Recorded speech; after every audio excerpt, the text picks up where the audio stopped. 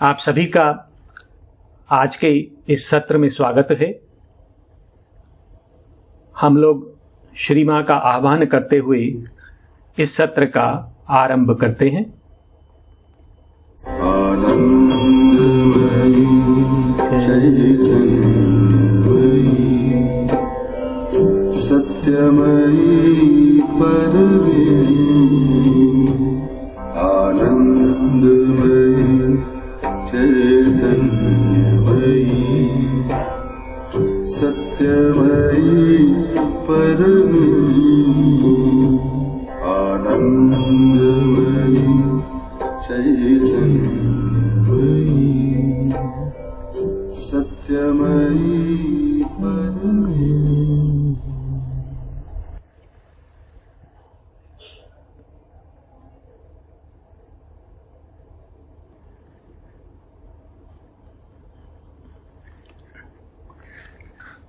सावित्री पर्व 10 सर्ग 4 the dream twilight of the earthly real. पार्थिव सत्य का स्वप्निल और धूमिल लोक। बहुत संक्षेप में जो हमने पिछले सत्र में भाव देखे थे उनका स्मरण करते हुए आगे बढ़ेंगे।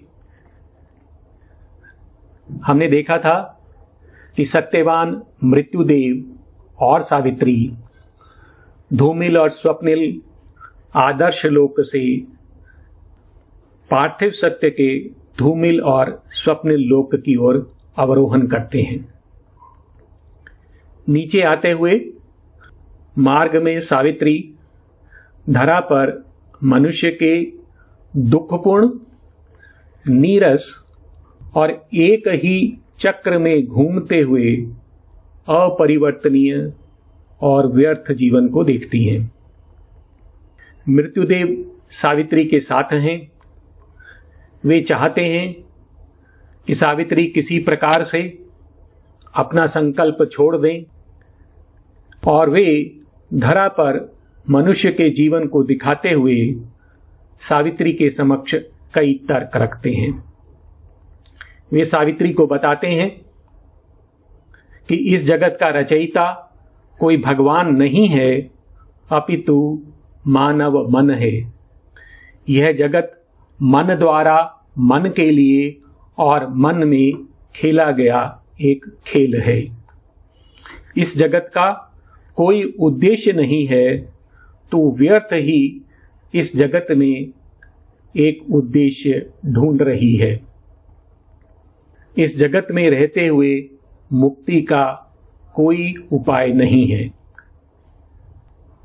मृत्युदेव सावित्री से कहते हैं कि यदि परमात्मा है तो वह अगम्य हैं, तटस्थ हैं, उदासीन हैं और आत्मसंतुष्ट हैं।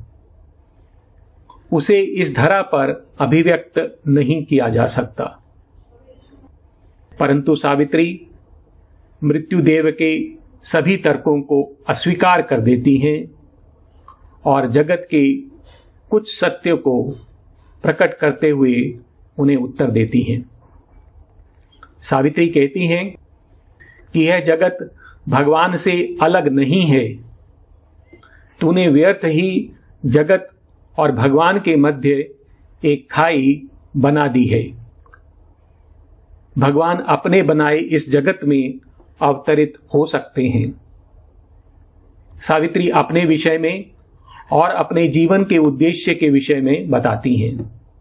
सावित्री कहती हैं, मैं मानवीय सीमाओं से मुक्त हूं। भगवान मेरे सहज साथी हैं। मैं जानती हूं कि यह जगत भगवान की देह है। मैं जड़ विधान को अस्वीकार करती हूं और मैं इस धरा पर स्वर्ग को प्रकट करना चाहती हूं। फिर वे कहती हैं, मैं उस मार्ग पर चल रही हूं जो भगवान ने मेरे लिए निर्धारित किया है। इसके पश्चात सावित्री भगवान के विषय में बताती हैं। वे कहती हैं, भगवान एक भी हैं और अनेक भी। निर्गुण भी हैं और सगुण भी। वह निश्चल भी हैं और घोर कर्ता भी हैं। वे आत्मगोपित भी हैं और जगदीश्वर भी हैं, और इन सब के साथ साथ वह इन सब से परे परात्पर भी हैं। इस भाव के पश्चात सावित्री उनके समक्ष कुछ और तर्क रखती हैं, वो हम आज के अंश में देखेंगे। सावित्री ने जिस प्रकार से भगवान के रूप की व्याख्या की है, जो उन्होंने भगवान का परस्पर विरोधी स्वरूप दिखाया है, उसको देखकर मनुष्य कैसा विचार करता है, वो इन पंक्तियों में है। भगवान के परस्पर विरोधी स्वरूप को देखकर मनुष्य चकित है। Against human reason this is his offence, being known to be forever unknowable, to be all and yet transcend the mystic whole, absolute to lodge in a relative word of time, eternal and all-knowing to suffer birth, omnipotent to sport with chance and fate। तो भगवान का जो यह रूप है, जो परस्पर एक दूसरे के विरोध में है, वो मनुष्य की जो तर्क बुद्धि है उसके प्रति भगवान का अपराध है। Against human reason this is his offence. और यह अपराध क्या है? Being known to be forever unknowable, अर्थात सदा अज्ञेय बना रहना। To be all and yet transcend the mystic whole, सकल होते हुए भी इस रहस्यमयी सकल से परे होना। Absolute to lodge in a relative world of time, जो निरपेक्ष है उसका इस साक्षेप जगत में निवास करना। Eternal and all knowing to suffer birth, वो जो शाश्वत है, सर्वज्ञानी है, उसका इस जगत में जन्म लेकर पीड़ा को भोगना। Omnipotent to sport with chance and fate, और जो सर्वशक्तिमान है उसका संयोग और नियति पर निर्भर होना, यह उसका अपराध है। Spirit yet to be matter and the void, तो आत्म तत्व होते हुए जड़ तत्व होना और फिर शून्य बन जाना, यह उसका अपराध है। Spirit yet to be matter and the void, illimitable beyond form और name, to dwell within a body, वह जो असीम है, जो रूप और नाम में नहीं बंध सकता है, उसका किसी एक देह में निवास करना। इनलिमिटेबल बियॉन्ड फॉर्म और name, to dwell within a body, one and supreme to be animal and human and divine, वह जो परम एक है उसका पशु बन जाना, मनुष्य बन जाना और भगवान बन जाना। यह जो उसका स्वरूप है, जो परस्पर विरोधी रूपों को एक साथ लेकर चलता है और उनसे भी परे होता है, यह मनुष्य की तर्क बुद्धि के प्रति उसका अपराध है। यह मनुष्य को चकित करता है। Universal, he is all, transcendent none, वह सर्वव्यापक भी है, सकल भी है, परात्पर भी है और शून्य भी है। अर्थात इस जगत में ऐसा कुछ भी नहीं है जो कुछ से परे है। इसके अतिरिक्त मनुष्य भगवान की जो पाप और पुण्य के प्रति उसकी उदासीनता होती है, उसको देखकर भी निराश है, दुखी है। To man's righteousness this is his cosmic crime. तो जो मनुष्य ने नैतिकता को अपनाया हुआ है, उसके प्रति उसका यह वैश्विक अपराध है। To man's righteousness this is his cosmic crime, almighty beyond good and evil to dwell.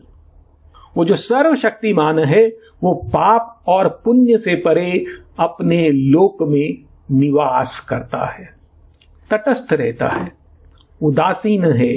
यह उसका अपराध है। Leaving the good to their fate in a wicked world.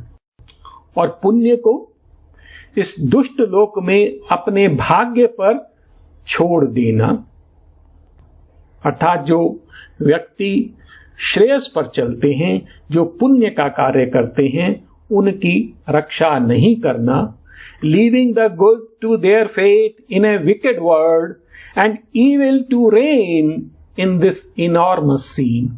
और इस विशाल जगत में पाप को शासन करने के लिए स्वतंत्र छोड़ देना, यह उसकी उदासीनता मनुष्य को दुखी करती है, निराश करती है। परंतु सत्य क्या है? वस्तुतः मनुष्य अपनी सीमित दृष्टि के कारण जगत के गुह्य सत्य को नहीं देख पाता है।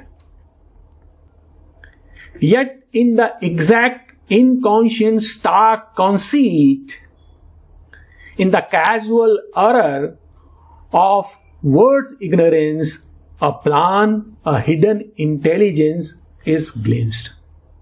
तो सावित्री कहती हैं कि फिर भी यह जो दिखाई देता है इसके परे, yet in the exact inconscient stark conceit, तो यह जो अचित का जो अपरिवर्तनीय विधान है, उसके छलावे में, in the casual error of the world's ignorance, और ये जो जगत की अज्ञता है, उसकी जो लापरवाह भूल है, उसमें भी a plan, a hidden intelligence is glimpsed. एक योजना छिपी हुई है, एक प्रज्ञा, गोपित प्रज्ञा की झलक दिखाई देती है। Yet in the exact inconscious stark conceit, in the casual error of the world's ignorance, a plan, a hidden intelligence is cleansed. और फिर वो कहती हैं, there is a purpose in each stumble and fall. तो जो प्रकृति की प्रत्येक ठोकर है, प्रत्येक पतन है, उसमें एक उद्देश्य छिपा हुआ है। There is a purpose in each stumble and fall. Nature's most careless lolling is a pose. हमें ऐसा प्रतीत होता है कि प्रकृति की यह असावधान मुद्रा है, अर्थात प्रकृति को उसकी कोई चिंता नहीं है। ऐसी स्थिति में भी preparing some forward step, some deep result, जो प्रकृति है जगत के किसी भावी चरण की या किसी गहन परिणाम की तैयारी करती रहती है। There is a purpose in each stumble and fall. Nature's most careless lolling is a pose, preparing some forward step, some deep result. इसके पश्चात सावित्री बताती हैं कि इस जगत का सृजन कैसे हुआ है और उस जगत में मनुष्य का उद्भव कैसे हुआ है। तो कह रही हैं कि एक परम सत्य है जिसने इस जगत का सृजन किया है और वह स्वयं इस जगत की रचना हेतु उसमें छिप गया है। A truth supreme has forced the world to be. एक कोई परम दिव्य सत्य है जिसने इस जगत को जन्म लेने के लिए बाध्य किया है। A truth supreme has forced the world to be. It has wrapped itself in matter as in a shroud of death, a shroud of ignorance. और उसने अपने को जड़ तत्व में लपेट लिया है, और वो जड़ तत्व वो मृत्यु का और अज्ञता का एक कफन है, आवरण है। और उसने क्या किया है इस जगत की रचना हेतु? उसने सत्य को जड़ तत्व में, चित्त को अज्ञान में और आनंद को अचेतन में ढाल दिया है। It made of knowledge a weld and struggling light. उसने परम ज्ञान को एक गोपित और संघर्षरत ज्योति में बना दिया है, अज्ञान में बदल दिया है। Of being a substance nescient dense and dumb, और परम सत्ता को एक निश्चेतन सघन और मूक जड़ तत्व में बदल दिया है। Of bliss the beauty of an insentient world, और परम आनंद को उसने निर्जीव अचेतन जगत में बदल दिया है। तो इस प्रकार से उसने सत चित्त आनंद को जड़ तत्व में, अज्ञान में और अचेतनता में ढाल दिया है। और यह अचेतनता में निवास करते हुए, वहां गोपित रहते हुए मनुष्य का सृजन करता है। Involved it sleeps in matter's helpless trance. It rules the world from its sleeping senseless void. तो वह ये जो जड़ तत्व है, उसकी असहाय जो समाधि है, उस समाधि में, अचेतनता में वह गोपित रहता है। Involved it sleeps in matter's helpless trance. It rules the world from its sleeping senseless void. और यह इस संज्ञाहीन शून्य से इस जगत पर शासन करता है, अर्थात उस अचेतन में स्थित वह इस जगत पर शासन करता है, उसका सृजन करता है। Dreaming it throws out mind and heart and soul, और उस जड़ तत्व में रहते हुए, स्वप्न लेते हुए यह मन, हृदय और आत्मा को प्रक्षेपित करता है, अर्थात मनुष्य का सृजन करता है।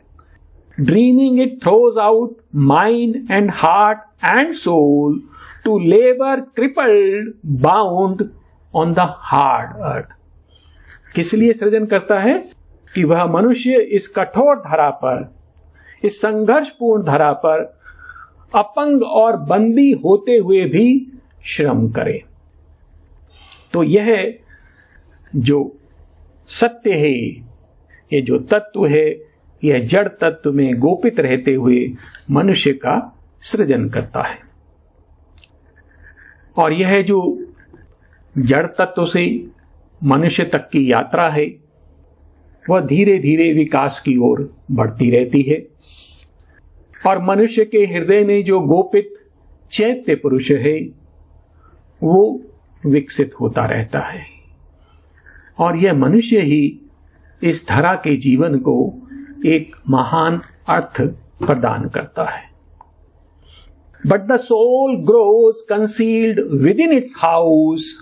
It gives to the body its strength and magnificence. It follows aims in an ignorant, aimless world. It lends significance to earth's meaningless life. परंतु मनुष्य के अंदर एक चैत्य पुरुष छिपा रहता है, आत्मस्फुलिंग, और वह अपनी गुहा में छिपे हुए विकसित होता रहता है। It gives to the body its strength and magnificence. और यह देह को अपनी शक्ति और महिमा प्रदान करता है। It follows aims in an ignorant, aimless world. और यह जो लक्ष्यहीन जगत, उसमें रहते हुए यह स्फुलिंग, यह चैत्य पुरुष अपने लक्ष्य का अनुसरण करता है। जो हमारे जीवन का जो लक्ष्य है वो हमारे चैत्य पुरुष में छिपा रहता है। It lends significance to Earth's meaningless life. और ये जो धरा का जीवन अर्थहीन प्रतीत होता है, उसको यह एक गहन अर्थ प्रदान करता है। यदि इस जगत पर मनुष्य की रचना नहीं हुई होती तो यह धरा केवल मात्र एक जड़ तत्व से बने हुए मृत गोले के समान होती, जो व्यर्थ ही अपनी धुरी पर घूमती रहती और समय आने पर शून्य में विलीन हो जाती। परंतु मनुष्य का जन्म, उसका विकास, यह इस धरा के जीवन को एक महान अर्थ प्रदान करता है। It lends significance to earth's meaningless life. A demigod animal came thinking man, he wallows in mud, yet heavenward soars in thought. और ये जो मनुष्य कैसा है? डेमीगॉड एनिमल, इसमें देवत्व है परंतु वो बाधित है, छिपा हुआ है, वो अर्धदेव है। एनिमल, वो पशु है।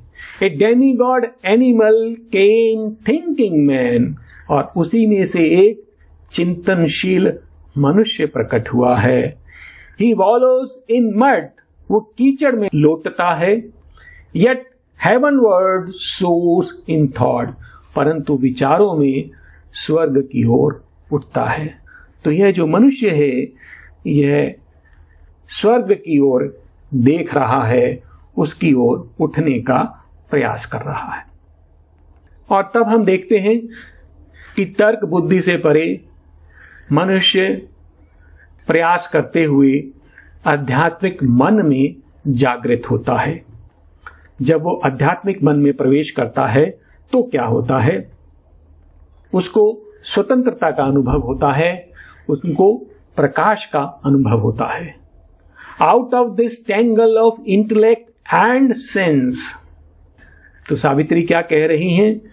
यह जो बुद्धि है और जो बोध है वो एक जंजाल के समान है। Out of this tangle of intellect and sense, out of the narrow scope of finite thought, और ये जो विचार है वह भी संकीर्ण है, सीमित है। Eight last he wakes into spiritual mind, और वो अंततः मनुष्य आध्यात्मिक मन में जागृत होता है। A high liberty begins and luminous room, और तब वह मुक्ति प्राप्त करता है, उसका जीवन दीप्तमान हो जाता है। इसके पश्चात सावित्री जो मन के विभिन्न स्तर हैं उनके विषय में बताती हैं। वे आध्यात्मिक मन एक ऐसा मन है जो परमात्मा के बारे में सचेतन है, उसको प्रतिबिंबित करता है और प्रकृति के साथ उसके संबंधों को देखता है और समझता है।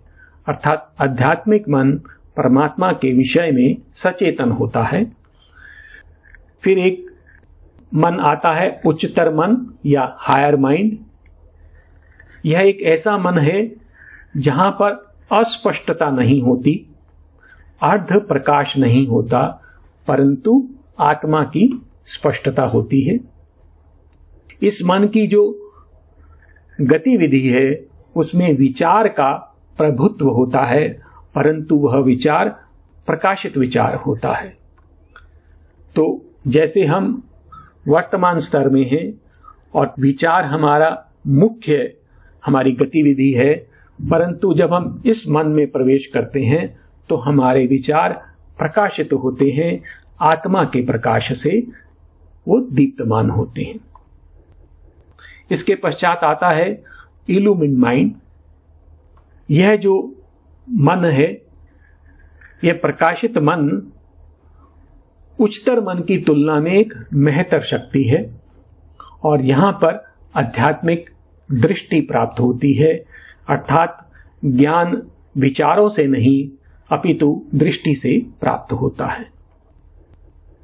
इसके पश्चात इंट्यूशन प्रकट होती है और इंट्यूशन या अंतर्ज्ञान क्या है?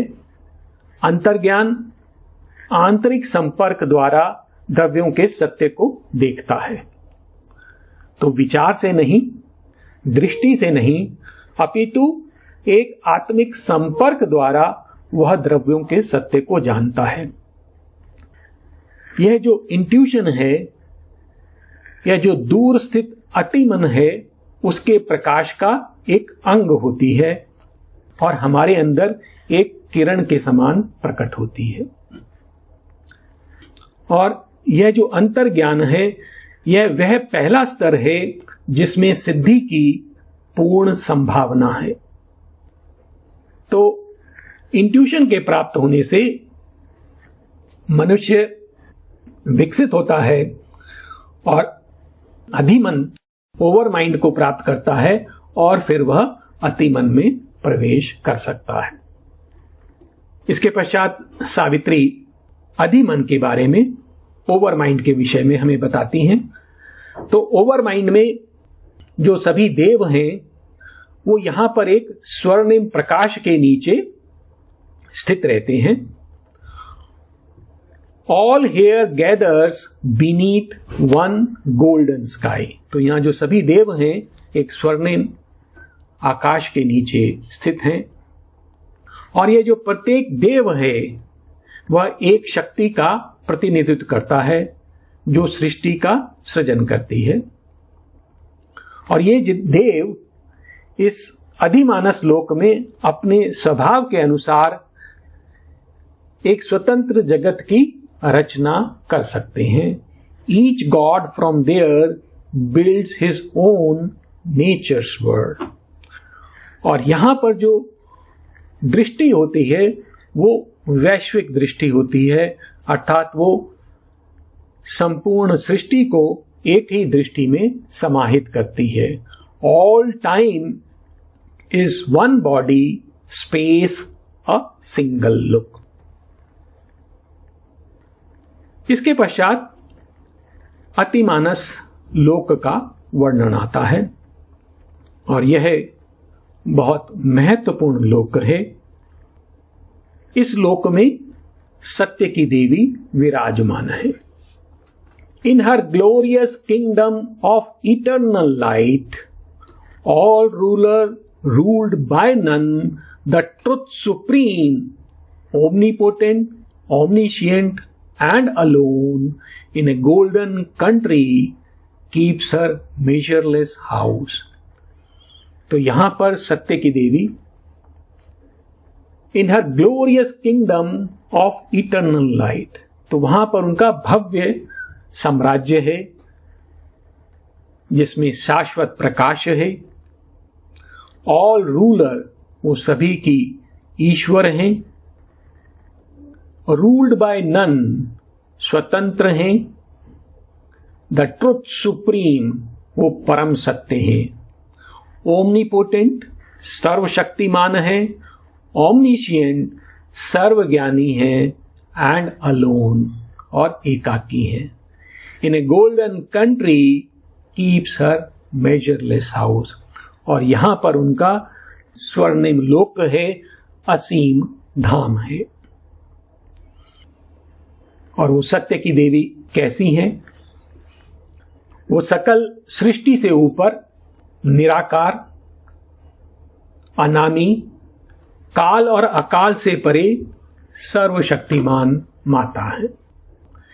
Above the stretch and blaze of cosmic sight, above the silence of the wordless thought, formless creator of immortal forms, nameless, investitured with the name divine, transcending time's hours, transcending timelessness, the mighty mother sits in lucent calm.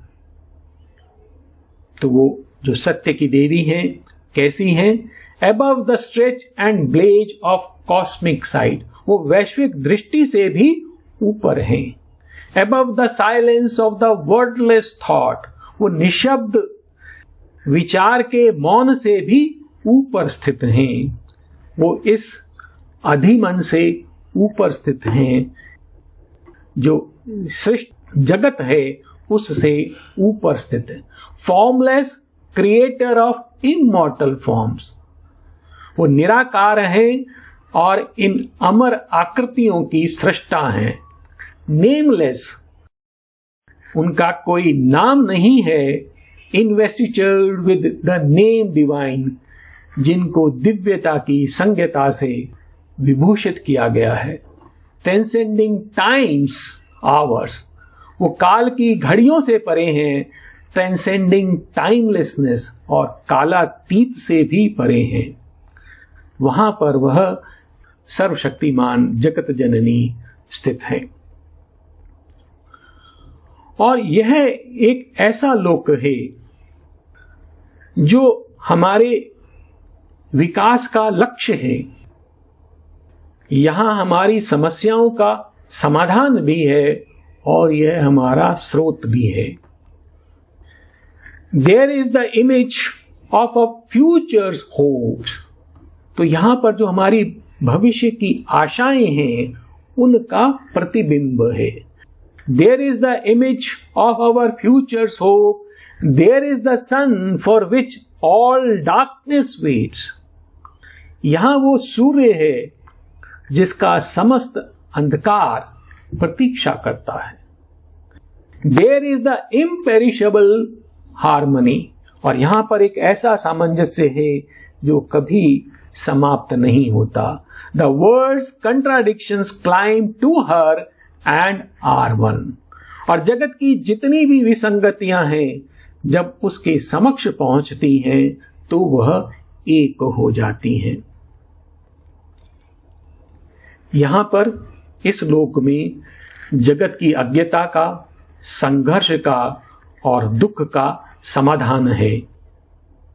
यहां पर दिव्य सत्य है, प्रेम है और आनंद है। There is the truth of which the world's truths are shreds, तो इस जगत में जितने भी सत्य हैं वो इस परम सत्य के अंश हैं। There is the truth of which the words truths are shreds, the light of which the words ignorance is shade, till truth draws back the shade that it has caused. तो यहां जो परम प्रकाश है, इस जगत में जो भी अज्ञता है वो उसकी छाया है। The light of which the words ignorance is the shade, और यह जो अज्ञता है तब तक बनी रहती है जब तक वह सत्य अपनी छाया को वापस नहीं ले लेता। The truth draws back the shade that it has cast, the love our hearts call down to heal all strife, यहां पर वह प्रेम है जिसे हमारा हृदय जो सकल संघर्ष है उससे मुक्ति के लिए पुकारता है। The love our hearts call down to heal all strife, the bliss for which the world's derelict sorrows yearn, वहां पर वह परम आनंद है जिसे जगत का दुख पाने की चाह करता है। तो यह जो सुप्रामेंटल वर्ल्ड है, जो अतिमानस का लोक है, वहां पर हमारी अज्ञता, संघर्ष और दुख का समाधान है। वहां पर दिव्य सत्य, प्रेम और आनंद है। और जो भी महानता या भव्यता इस धरा पर कभी कभी दिखाई देती है वो यहीं से प्रकट होती है। Then comes the glory sometimes seen on earth, the visits of Godhead to the human soul, the beauty and the dream on nature's face. और जब कभी भगवान किसी मनुष्य में प्रकट होता है. The visits of Godhead to the human soul, the beauty and the dream on nature's face. और प्रकृति पर जो दिव्य सौंदर्य और दिव्य स्वप्न चमकता है वो यहां से प्रकट होता है. Thence comes the glory sometimes seen on earth. There the perfection born from eternity calls to it the perfection born in time. और वहां पर पूर्णता कैसी है? वहां की जो पूर्णता है वो शाश्वतता से जन्मी हुई है. Born from eternity. और वो धरा की पूर्णता को बॉर्न इन टाइम, जो काल में पूर्णता होती है, उसको अपनी ओर पुकारती है. अर्थात जब हम इस धरा पर पूर्णता को प्राप्त कर लेते हैं तब अतिमानस की पूर्णता हमें अपनी ओर पुकारती है. There the perfection born from eternity calls to it the perfection born in time. तो यह वो लोक है जो हमें अपनी ओर पुकारता रहता है. अब यह जो अतिमानस का जो लोक है इसकी रचनाएं कैसी हैं? यहां सभी कुछ आत्म तत्व से निर्मित होता है. एक दिव्य प्रकटन है और सभी द्रव्य अपने सत्य को स्वयं प्रकट करते हैं. वे अपने में जो छिपा हुआ परम सत्य है उसको प्रकट करते हैं. वहां सत्य प्रत्यक्ष होता है, कोई पहेली नहीं होती, छिपा हुआ नहीं होता है. वहां सभी कुछ आत्म तत्व से निर्मित होता है, दिव्य होता है. वहां पर अनंत और शांत में, निराकार और आकार में और शाश्वत एक पल में अभिव्यक्त होता है. एक परम आत्मा वहां पर स्थित, वो अपने आप को असंख्य दिव्य रूपों में प्रक्षेपित करती है. वहां की जो प्रत्येक रचना है और प्रत्येक क्रिया, उसके पीछे परम निश्चल, अविकारी और अनश्वर शाश्वत स्थित रहता है. वहां जो कालातीत है वो काल की घड़ियों से झांकता है और जो अनिर्वचनीय है, जो अकथनीय है, वो शब्दों के वस्त्र ओढ़ लेता है. अर्थात काल की घड़ी में कालातीत प्रकट होता है और शब्दों में वो अकथनीय, वो अनिर्वचनीय, इनअफेबल, वो प्रकट होता है. वहां सभी कुछ एक दिव्य प्रकटन है. All there is a supreme epiphany. The all wonderful makes a marvel of each event. The all beautiful is a miracle in each shape. The all blissful smiles with rapture, the heart throbs. A pure celestial joy is the use of sense. तो वहां का जो सृजन है कैसा है? The all wonderful makes a marvel of each event. वहां जो प्रत्येक घटना है उसमें परम अद्भुत स्थित रहता है. The all beautiful is a miracle in each shape. वहां प्रत्येक रूप में परम सौंदर्य स्थित रहता है. The all blissful smiles with rapture, the heart throbs. और वहां पर परम आनंद हृदय की धड़कनों पर अपना प्रहार करता है. अर्थात हृदय की जो धड़कनें हैं वो परम आनंद को प्रकट करती हैं. A pure celestial joy is the use of sense. और जो इंद्रिय बोध है वह भी एक विशुद्ध और स्वर्गिक आनंद लिए होता है. और प्रत्येक जीव वहां पर परमात्मा को अभिव्यक्त करता है. Each being there is a member of the self, a portion of the million thoughted all, a clement to the timeless unity. वहां जो प्रत्येक जीव है वो परम पुरुष का ही एक अंग है, वो उस परम सकल का ही एक भाग है। A clement to the timeless unity, और वह उस कालातीत एकता का अधिकारी है। अर्थात प्रत्येक जीव में वह एकता है जो शाश्वत के पास विद्यमान होती है। और ये जो देवी है, सत्य की देवी, ये मनुष्य की पहुंच से बहुत दूर है, परंतु यदि मनुष्य भागवत सत्य को आत्मसात कर ले तो वह दिव्य बन जाएगा। तो हमें वो कुंजी दे रही हैं कि किस प्रकार से हम इस जगत को प्राप्त कर सकते हैं। If our souls could see and love and clasp God's truth, तो यदि हमारी आत्मा भागवत सत्य को देख सके, उसे प्रेम कर सके और उसे अपने आलिंगन में ले सके, if our souls could see and love and clasp God's truth, its infinite radiance would siege our hearts, और तब उसका जो अनंत प्रकाश है हमारे हृदयों को अधिकृत कर लेगा। Our being in God's image be remade, और तब हमारी सत्ता भगवान की छवि में पुनर्निर्मित हो जाएगी। And earthly life become the life divine, और यह जो पार्थिव जीवन है वो दिव्य जीवन बन जाएगा।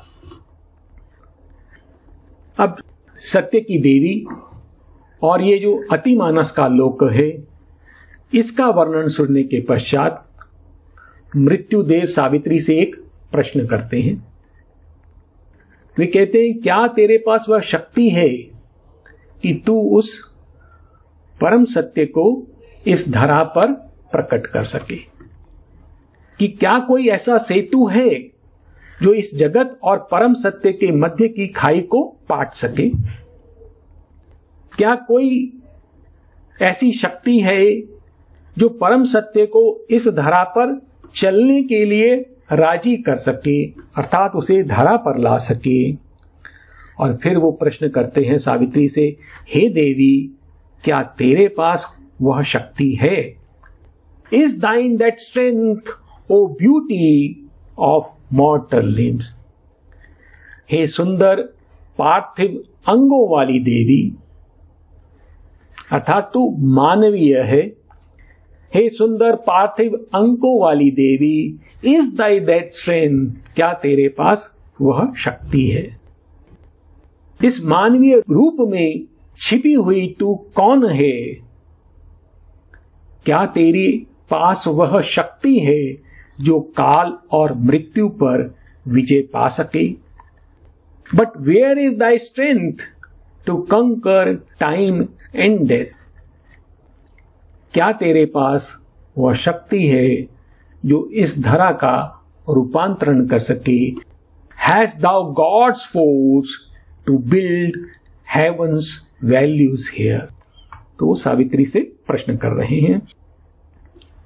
फिर वो कहते हैं सावित्री से, हे सावित्री, यदि तू इस जगत को बदलना चाहती है तो तू अपने अंदर स्थित उस शक्ति को, उस जगत जननी को प्रकट कर।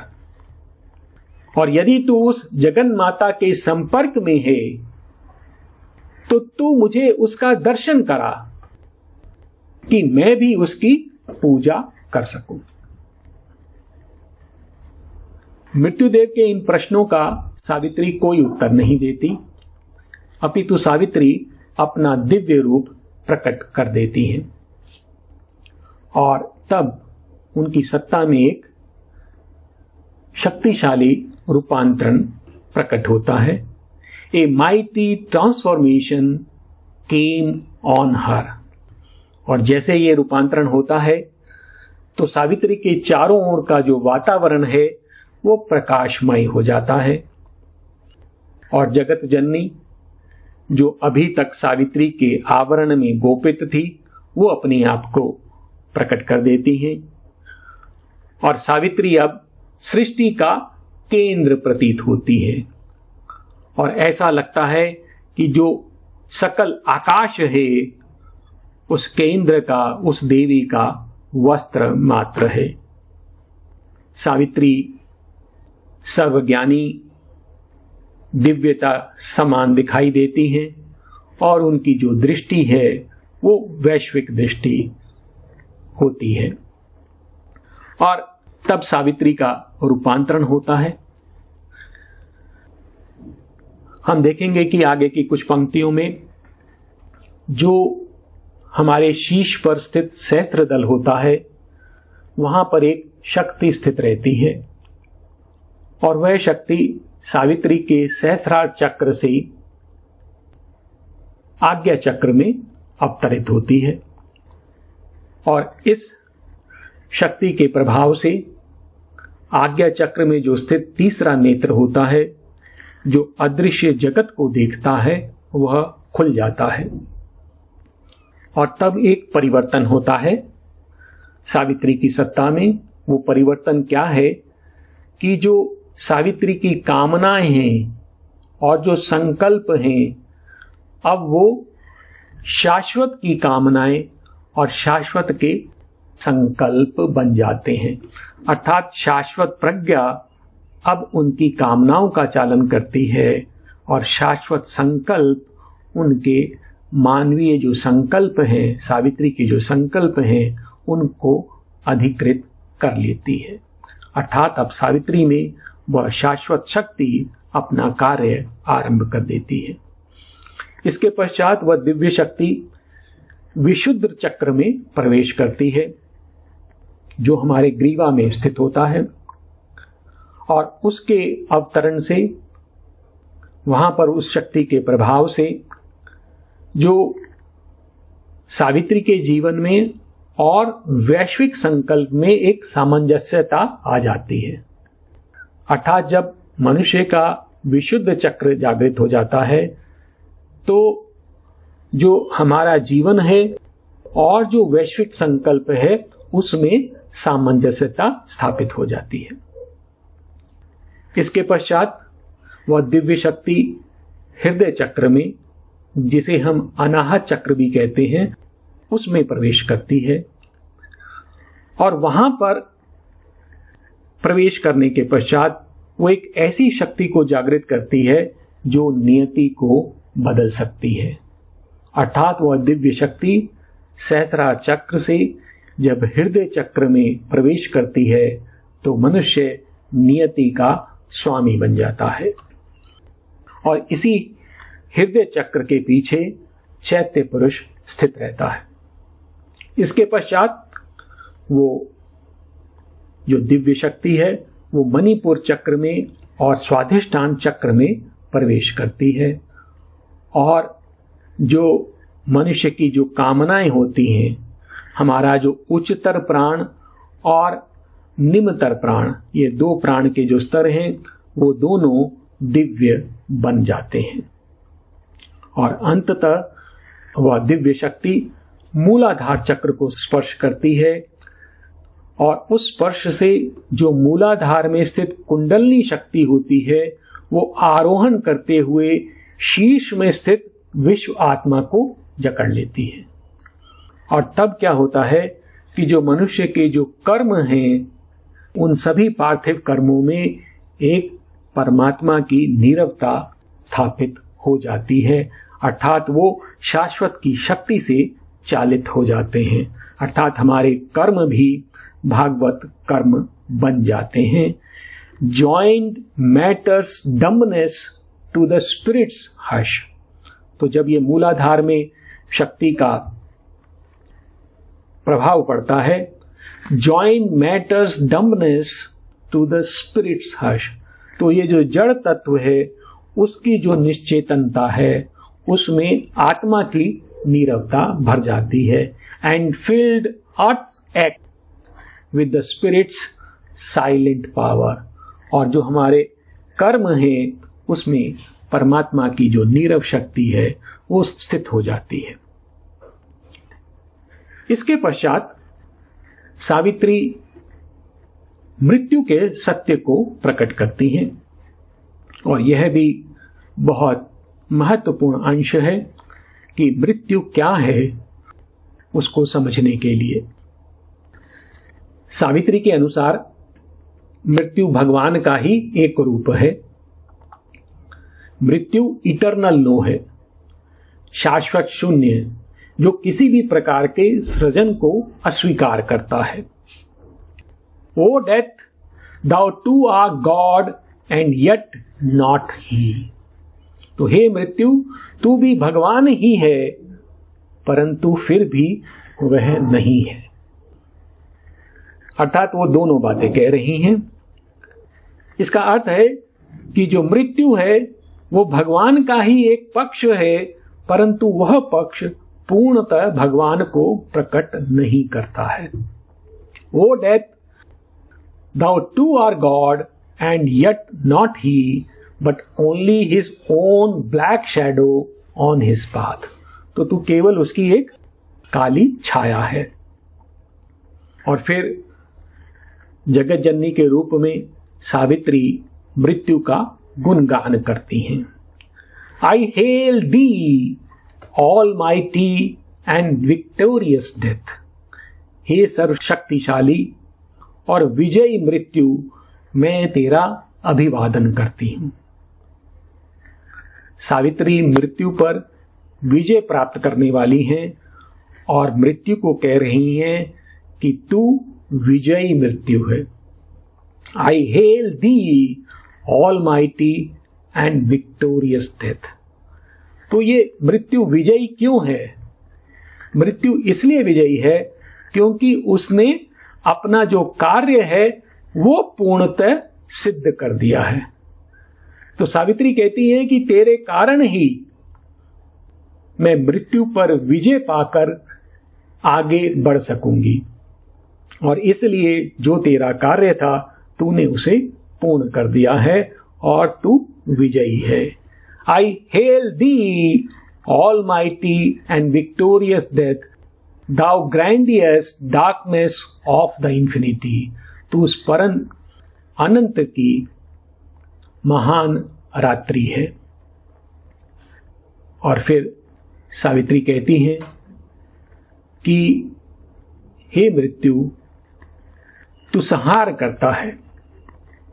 तू संहार करता है इसलिए कि भविष्य की रचनाओं हित स्थान बन सके। तो एक प्रकार से तू भविष्य के लिए कार्य कर रहा है। तू वह गर्भित शून्य है जहां से सृष्टि उदित होती है, अर्थात तू ही वह शून्य है जहां से सृष्टि का जन्म होता है और तू मेरी ही छाया है, तू मेरा ही यंत्र है। अर्थात मृत्यु भगवान का ही कार्य कर रही है। Thou art my shadow and my instrument। तू मेरी ही छाया है और मेरा ही यंत्र है, तू मेरा ही कार्य कर रहा है। अब वो कार्य क्या है? तो जगत जननी कहती हैं कि हे मृत्यु, मैंने तुझे एक डरावना रूप दिया है और वह इसलिए दिया है कि तू मनुष्य को आगे बढ़ने के लिए विवश कर सके। I have given thee thy awful shape of dread and thy sharp sword of terror and grief and pain। तो मैंने तुझे एक बहुत डरावना रूप दिया है, तुझे दुख, पीड़ा और आतंक की तलवार दी है।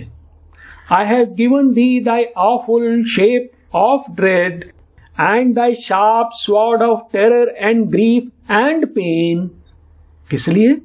To force the soul of man to struggle for light on the brevity of his half-conscious days।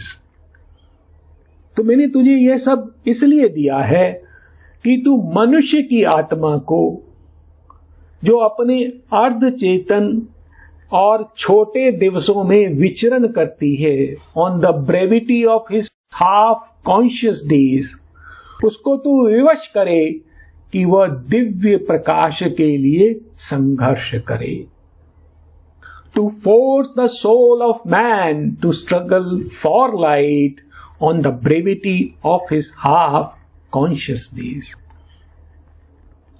और तू कौन है? तू वह चाबुक है जो मनुष्य को आगे बढ़ने के लिए विवश करता है। Thou art his spur to greatness in his works. तो तू वह एड़ है जो मनुष्य को कर्मों में महानता प्राप्त करने के लिए विवश करती है।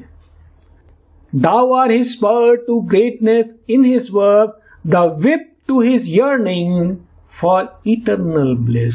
और वह चाबुक है जो मनुष्य को शाश्वत आनंद के लिए प्रेरित करता है।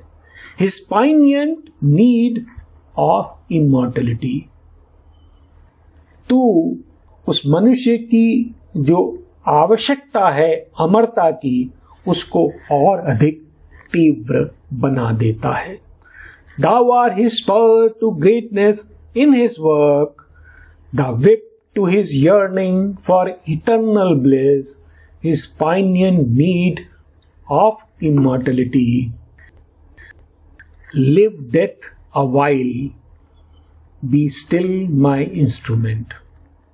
और फिर वो मृत्यु से कहती हैं कि हे मृत्यु, इस मनुष्य के विकास का कार्य अभी पूर्ण नहीं हुआ है और इसलिए तू कुछ समय और जीवित रहे और मेरा कार्य कर। Live death a while, be still my instrument. और फिर वो कहती हैं कि एक दिन अवश्य आएगा जब मनुष्य तेरे सत्य को जानेगा। One day man too shall know thy fathomless heart of silence and the brooding peace of night. तो एक दिन ऐसा अवश्य आएगा जब मनुष्य तेरा उस अथाह नीरव हृदय और तेरी शांत रात्रि को जानेगा। And grave obedience to eternal law. और तेरा जो शाश्वत विधान के प्रति घोर समर्पण है, जो ओबीडियंस है, उसको जानेगा। तो मृत्यु क्या कर रही है? वो उस शाश्वत विधान की अनुपालना कर रही है। A grave obedience to eternal law and the calm inflexible pity in thy gaze. और वो तेरे नेत्रों में वह करुणा देखेगा जो अनमनीय है। अर्थात तू भी वह भगवान है, तेरे अंदर भी वह करुणा है, परंतु तू विधान से बंधा हुआ अपना मार्ग नहीं बदल सकता। And the calm inflexible pity in thy gauge. तो मनुष्य इसको भी देखेगा और जानेगा।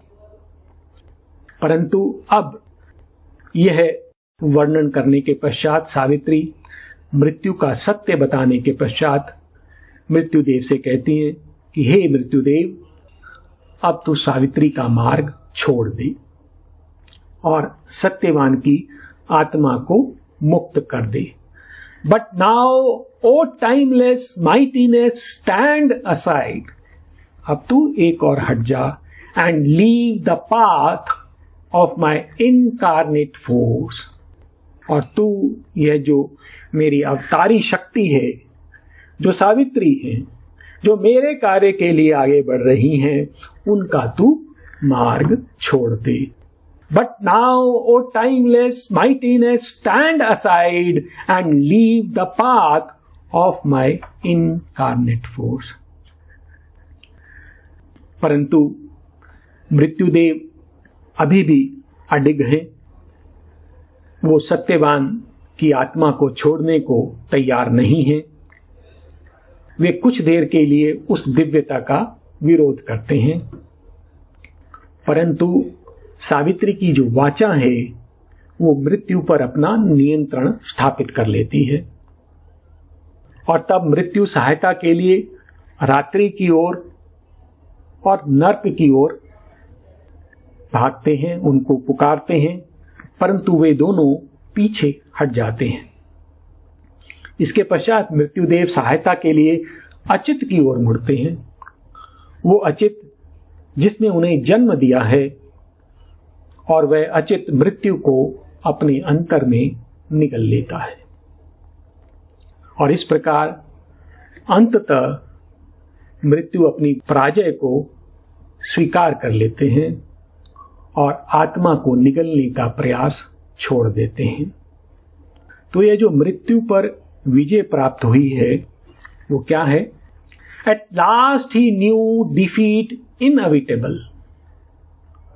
तो अब मृत्युदेव को पता है कि पराजय निश्चित है, and left crumbling the shape that he had one. और यह जो रूप उन्होंने धारण कर रखा था वह चूर चूर हो गया और वह वहां से चले गए। At last he knew defeat inevitable and left crumbling the shape that he had won, abandoning hope to make man's soul his prey। तो ये विजय क्या है कि मृत्यु की यह जो आशा है कि मनुष्य की आत्मा को अपना ग्रास बना ले, वह उन्होंने छोड़ दी है। And force to be mortal the immortal spirit. और वह जो अमर आत्मा है उसको नश्वर बनाने का जो उनका दुस्साहस है वो विफल हो जाता है। अर्थात जो मृत्यु है, आत्मा पर उसकी विजय की जो चाह है, क्योंकि मृत्यु कौन है? वो सभी को निगलने का प्रयास कर रहा है, परंतु आत्मा अमर है और उसका यह प्रयास विफल हो जाता है। At last he knew defeat inevitable and left crumbling the shape that he had worn, abandoning hope to make man's soul his prey and forced to be mortal the immortal spirit। तो इस प्रकार से मृत्यु अचित में लौट जाते हैं और तब वह जो अर्ध प्रकाशित लोक है वह पार्थिव सत्य का स्वप्निल और धूमिल लोक जिसमें यह सब घट रहा था वह भी लुप्त हो जाता है और वहां पर केवल सत्यवान और सावित्री अब उपस्थित हैं और ये दोनों एक दिव्य शब्द की प्रतीक्षा कर रहे हैं, अर्थात भागवत आदेश की प्रतीक्षा कर रहे हैं। तो इस प्रकार से हम देखते हैं कि सावित्री और सत्यवान इस लोक से, पार्थिव सत्य के इस स्वप्निल और धूमिल लोक से निकलकर इसके पश्चात शाश्वत दिवस के लोक में प्रवेश कर जाते हैं। मृत्यु पर विजय प्राप्त हो गई है। अंधकार का और धूमिल प्रकाश का राज्य भी समाप्त हो गया है और वह शाश्वत दिवस में प्रवेश करते हैं। इस सर्ग में हम देखेंगे इस शाश्वत लोक के जो देव हैं वो सावित्री को परम शांति, परम एकता, परम शक्ति और परम आनंद का प्रलोभन देते हैं। तो अभी भी सावित्री की परीक्षा शेष है, परंतु प्रत्येक प्रलोभन में एक शर्त है कि सावित्री पृथ्वी को छोड़कर अनंत में विलीन हो जाए। परंतु हम देखेंगे कि सावित्री मानव जाति के उद्धार के लिए अपनी अकेले की मुक्ति को अस्वीकार कर देती हैं और इसके पश्चात भगवान सावित्री को अपनी शक्ति और आनंद से भर देते हैं और फिर एक घोषणा करते हैं कि इस धरा पर दिव्य जीवन स्थापित होगा। तो इस प्रकार इस सर्ग का सारांश मैंने आपके सामने रखा। अब हम श्री मां को नमन करते हुए और शांति पाठ करते हुए इस सत्र को विराम देंगे।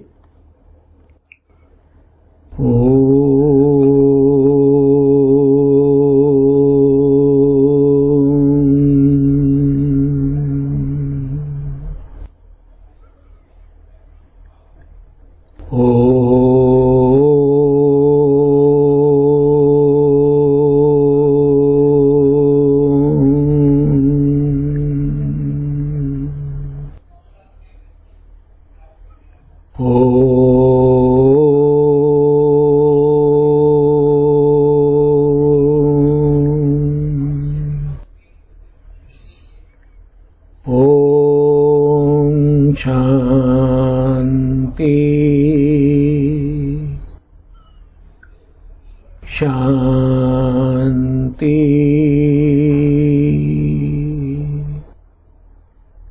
शांति।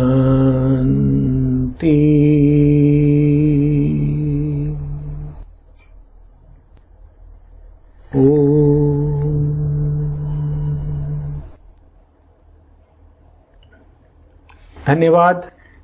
नमस्कार।